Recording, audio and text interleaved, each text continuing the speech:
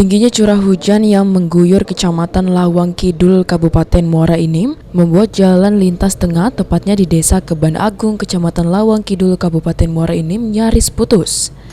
Karena hujan deras menyebabkan jalan menjadi longsor, akibatnya kendaraan roda 4 tidak bisa melintas ruas jalan tersebut.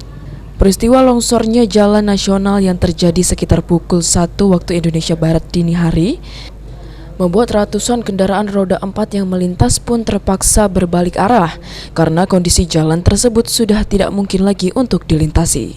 Pantauan di lapangan di lokasi kejadian akibat longsor tersebut membuat lubang besar yang menganga dengan diameter sekitar 10 meter, lebar 6 meter dengan kedalaman sekitar 6 meter. Jajaran anggota Satlantas Polres Muara Enim dan Dinas Perhubungan Kabupaten Muara Enim pun melakukan penjagaan di lokasi guna melakukan pengaturan arus lalu lintas.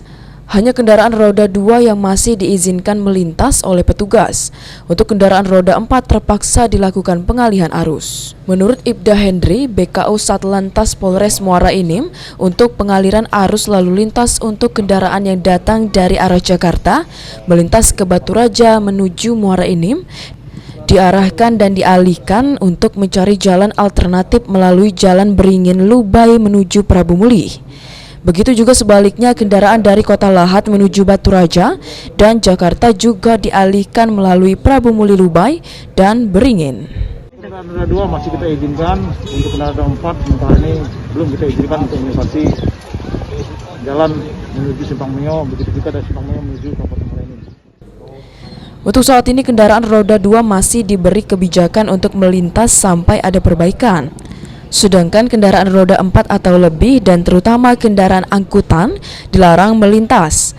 Semua pihak terutama warga berharap perbaikan jalan ini bisa segera dilakukan sehingga arus lalu lintas bisa kembali normal.